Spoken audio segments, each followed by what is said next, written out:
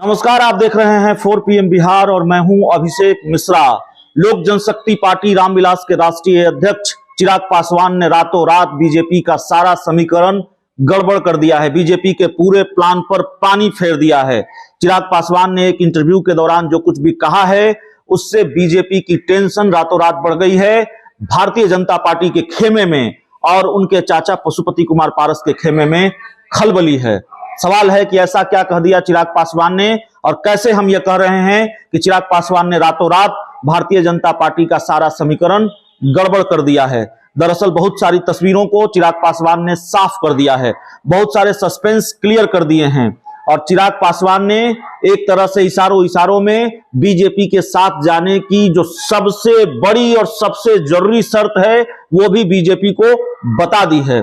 चिराग पासवान इस वक्त भारतीय जनता पार्टी की जरूरत है। जब नीतीश कुमार महागठबंधन के साथ चले गए हैं और जो बिहार की सियासत का गणित है उसमें साफ दिखता है कि भारतीय जनता पार्टी को वैसे चेहरों की जरूरत है जो नीतीश कुमार के खिलाफ मुखर आवाज माना जाता रहा हो, चाहे वो आरसीपी सिंह हो चाहे वो चिराग पासवान हो। दोनों को साथ लाने की कोशिश बीजेपी कर रही है।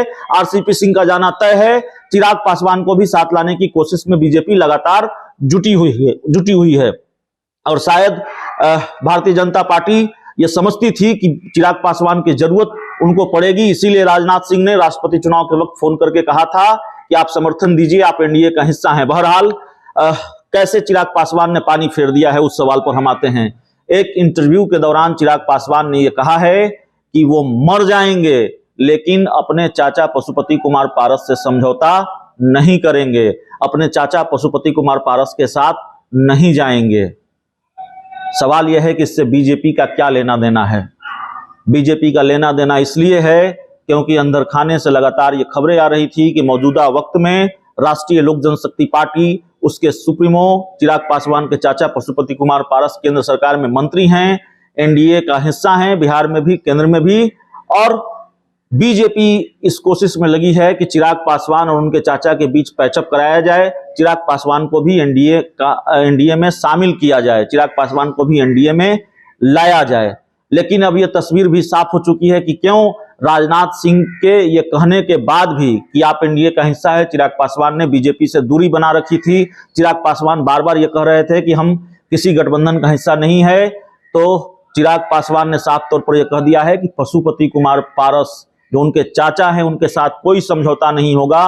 उन्होंने उनकी मां का अपमान किया है, तो जाहिर तौर पर बीजेपी के लिए अब यह मुश्किल है। बीजेपी कोशिश कर रही थी, पारस पहले से हैं, चिराग को भी साथ लाया जाए, आरसीपी सिंह को भी साथ लाया जाए, लेकिन चिराग पासवान ने जो कुछ भी कहा है उसका मतलब यही है कि एनडीए में चिराग पासवान का जाना एक म्यान में दो तलवार रखने के बराबर है, क्योंकि जहां उनके चाचा पशुपति कुमार पारस रहेंगे उस खेमे में चिराग पासवान नहीं रहेंगे। तो बीजेपी के लिए क्या चिराग पासवान ने यह जरूरी शर्त नहीं रख दी है, बीजेपी को मैसेज नहीं दे दिया है कि अगर हमारी जरूरत है, आपको लोक जनशक्ति पार्टी रामविलास चाहिए, चिराग पासवान चाहिए, तो पहले आप हमारे चाचा को एनडीए से बाहर कीजिए।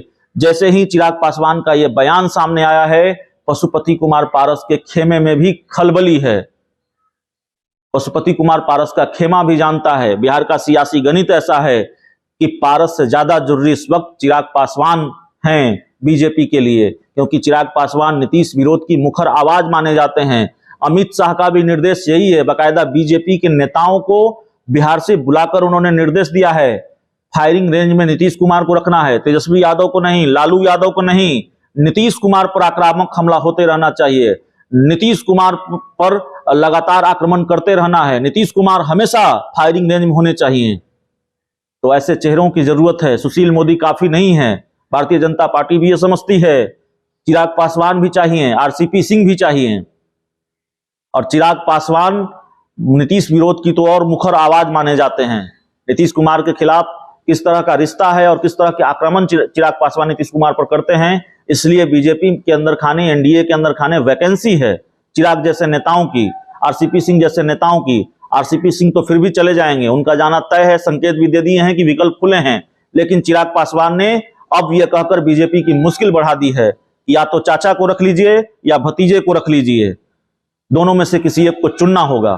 खुलकर नहीं कहा है, लेकिन यह कह दिया है कि मर जाएंगे लेकिन चाचा पशुपति कुमार पारस से समझौता नहीं करेंगे, उनके साथ नहीं जाएंगे। उन्होंने मेरी मां का अपमान किया है। एक बयान में सारा गणित साफ हो जाता है, बहुत सारी तस्वीरें साफ हो जाती हैं। अब देखना होगा भारतीय जनता पार्टी चिराग को चुनती है या चाचा पशुपति कुमार पारस को चुनती है। इस पूरी रिपोर्ट में इतना ही। और देखिए, अगर आपने 4 PM बिहार को सब्सक्राइब नहीं किया है तो कर लीजिए। बहुत बहुत धन्यवाद।